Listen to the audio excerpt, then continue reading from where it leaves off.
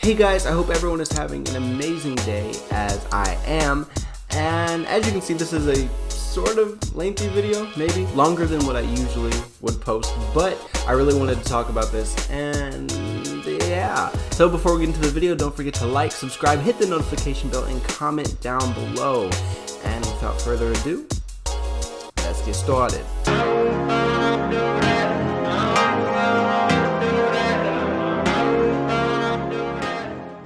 Okay, cool. So I was talking to my friend about this, and just about we were having a discussion about Roblox games in general, and one thing that came up was a Bender's Will. Well, I brought it up because I love the game, but so we started talking about a Bender's Will, and I guess the question for a Bender's Will was, will the game die? And if not, what will it do to sustain the longevity of the game itself? And pretty much the conversation I had with my friend went along the lines of, I guess, what the future of Avatar games could look like maybe, but let's talk about a Bender's Will first. So, you know, when the game came out, I feel like it's the game that people needed. You know, Avatar wise. We haven't had an Avatar The Last Airbender game in a minute, and at that, a good one. And also one that challenged people and had its own unique combat system. Now, in the conversation, one thing that we talked about that could have been done differently. And this is I'll say this first. This is nothing against any of the creators. I love them so much. The nations and everything that they've created, this world that they've allowed people to take part in, is really amazing. But yeah, back to what I was saying was, you know, one thing that my friend brought up was that he feels like they introduced anything from the Legend of Korra, they introduced it too soon. In the sense that, you know, the pro bending arena could wait a little bit longer, you know, for the game to have been out. You know, the uniforms for chi blockers, the hopefully upcoming gauntlet for chi blockers, you know, stuff like that could have, anything from Legend of Korra could have waited just a little bit longer for the game to have been out, for people to have played it in just that arc of The Last Airbender, and to let people just enjoy that and the bending and different styles like that. And I found that interesting. I sort of thought that was a really good point, mostly because the question now becomes, what will they add? Aside from, you know, like small updates, fixes, and everything, what more can you add to a game that only has, in a way, its whole, like, it has one arc? Like, let's say Avatar The Last Airbender, it has one arc. It had the beginning and its end goal, but all the stories in between. The Legend of Korra had multiple villains, multiple arcs. So, you know, you had a lot of stories, but now what can they introduce to keep people interested? And, you know, one thing that I suggested when in the conversation with my friend was that, you know, maybe if they're going to intertwine The Legend of Korra and Avatar The Last Airbender, I can't talk, and Avatar The Last Airbender, maybe they could take some bosses from Korra. So, you know, bring Unalaq or Zahir, like, you know, adding those bosses for people to fight all together. Or maybe adding NPCs to make the world more diverse. Maybe bandits will pop up and also attack you. Or they're guarding a certain road or something, and for you to get past, you have to fight them. I just think that in order for the game to keep going, you know, in the sense, you know, because it's not pay to win, so they have to be able to find a way to keep a game going with a limited amount of content. You know, because there's a certain vision that they're probably going for, but we've watched the game change and develop, and, you know, and they've taken some things out, like the lives we had, how it was 4 lives, and now there's no lives.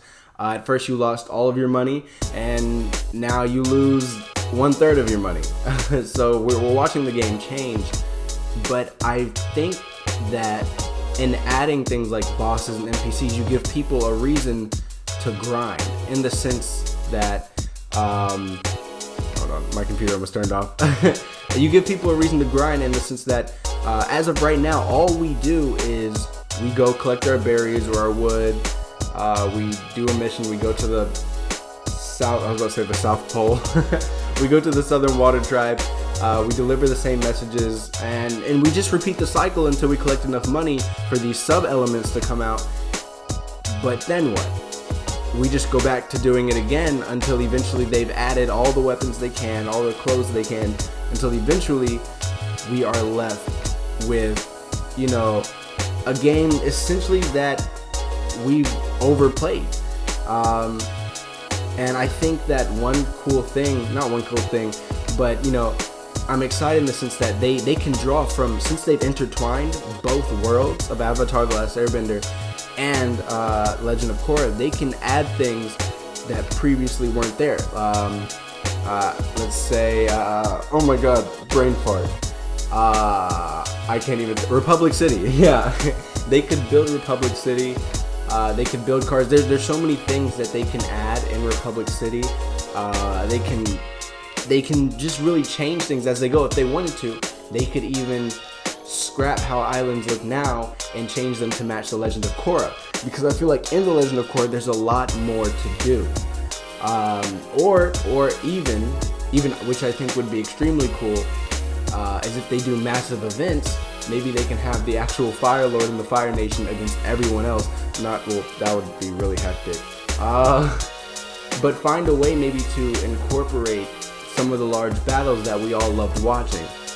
You know, maybe a stadium for us to actually have Agni Kais. You know, different arena in the different nations. The Fire Nation had their temple. I was about to say their temple. It was more of their arena where they had their Agni Kais.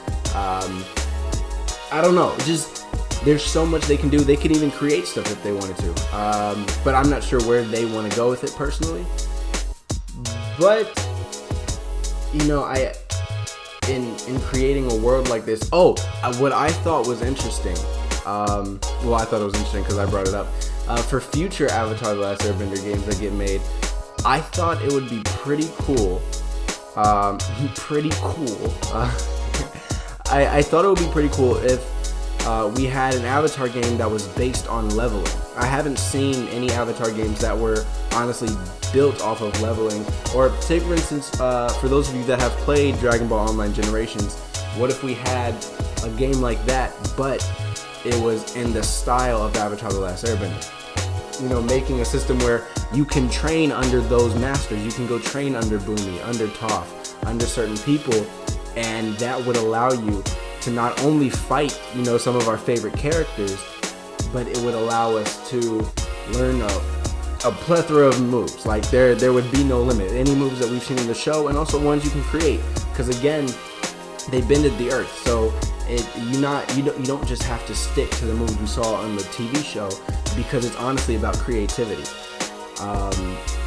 You know, and I think that would be something really cool, just as a game concept.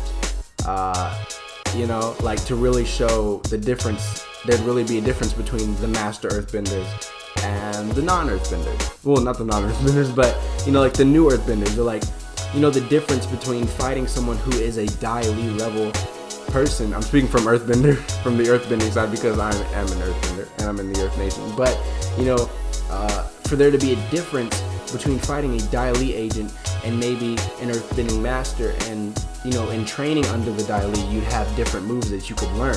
And I think that would be super cool. Like having the hands that the Dai Li agents made that you could throw at people and they would grab them and pull them close. Like I think implementing those kind of things would make the game really unique. And right now, don't get me wrong, I still play the game. I love the game.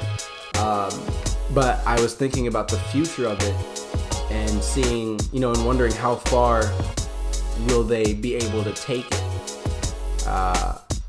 And that wasn't the whole conversation, but for the most part, those were the main points.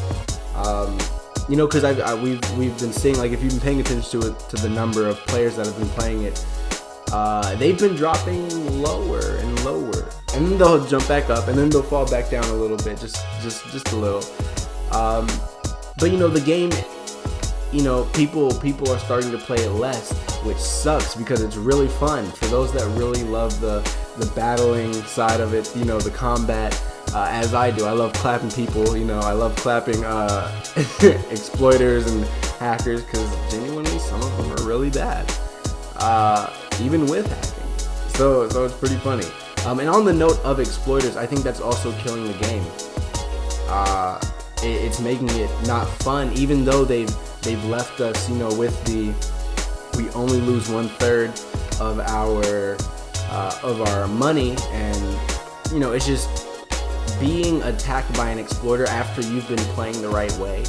It kills it, and it sort of makes me feel, as someone who's constantly played it, that it should have been closed community. But if it was closed community, I wouldn't have met as many people as I did, you know. And I think it sucks for people to lose everything that they've been working hard on, because this game does require some grinding time, you know. Like, there are people that will hop servers, but if you're not hopping servers, if you're genuinely playing the game to play it, you know, losing your money after spending some time playing with friends and everything to exploiters or hackers who might later get banned and you might not get your stuff back, it sucks. Oh yeah, keep in mind, guys, if you get to a certain amount of money, literally what I would do if I were you,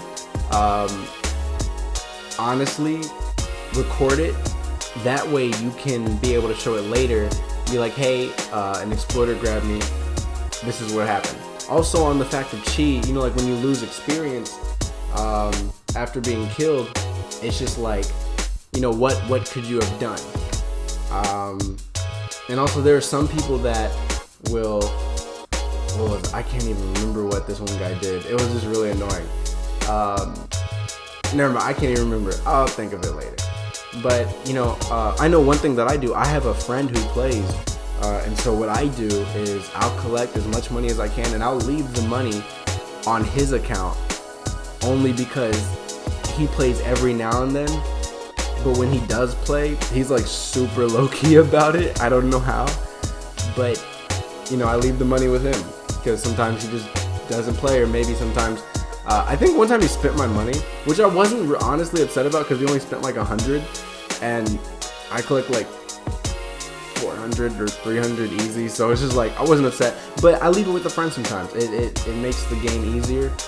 But yeah, for the most part, I think that's just the question. Where will they take this game? Because, you know, sub-elements are cool. Are they? But what I hope they don't do, of course, this is before the next big update comes out. I hope they don't drop all the sub-elements at once. You know, because it's sort of like if you drop all your content, like I'll say for my Destiny 2 players, or for my players that I can't even think of some of the other games, but I'll use Destiny 2 as an example, or Destiny in general. When they drop their game, people, including myself, we literally did not stop playing it, and we finished most of all the content within a day or two. And, you know, that leaves that blank space for people to do, I won't say nothing, but to just do the same thing. And I think that comes with the problem of grinding. You know, in grinding, you want to be rewarded for your grinding and not punished, in the sense that the punishment is more grinding in the same way. So I think it'll be cool to, maybe if they go out of the way and, not go out of the way, but, you know, if they weren't going to add any NPCs or game modes or just stuff like that, you know, to add it, just to keep the game going, because I want this game to keep going. Like, I haven't, this is honestly the best Last Airbender game I've played personally, in my opinion, that I've really enjoyed. You know, I still haven't seen the Avatar yet either, and that's really, look, I'm salty. I've wanted to see the Avatar, not even to fight him, just to see him bend the elements in this game. I'm not gonna lie. I got really excited to see it. Still haven't seen him, sadly. But yeah, so that's just my thoughts. You know, where are they taking the game in the future? Will it die? Is it dying? Not yet, as people are still joining. I'm still getting questions as to, hey, how do you do this? How do you do this? And guys, for those of you that do ask all of the questions, please take the time to, you know, like, of course, I don't mind helping you at all. but other people might not want to help you because I've been in games where one person will ask a question and the whole server lights him up or her up, you know, over asking that question because there are tutorials. But yeah, that's pretty much it, guys. I really just wanted to talk about, I guess, Is It Dying, the future of the game, and what could they do or what could they add, or just the future of other avatars that serve in your games. You know, like, I think the games now will pave the way for more diverse ideas, or you know, other games that will find a way to incorporate just different mechanics and different things. But yeah, guys, so if you enjoyed the video, don't forget to give it a like, a thumbs up. Wow, those are the same things, a like and a thumbs up. That wasn't out. But don't forget to like, subscribe, hit the notification bell, and comment down below what you think about the game. And if you don't play it, just say hi. Just say hi. Or let me know if you tried it and you didn't like it, why you didn't like it. Although I can guess some of the reasons. I'll let you say them. But yeah, guys, thank you so much. I really appreciate everyone who tunes in and watches my videos and comments down below. And I do keep track of who does it, of who is, you know, constantly active in my comments and is subscribing. And I appreciate everyone. So thank you so much, and everyone have a great day.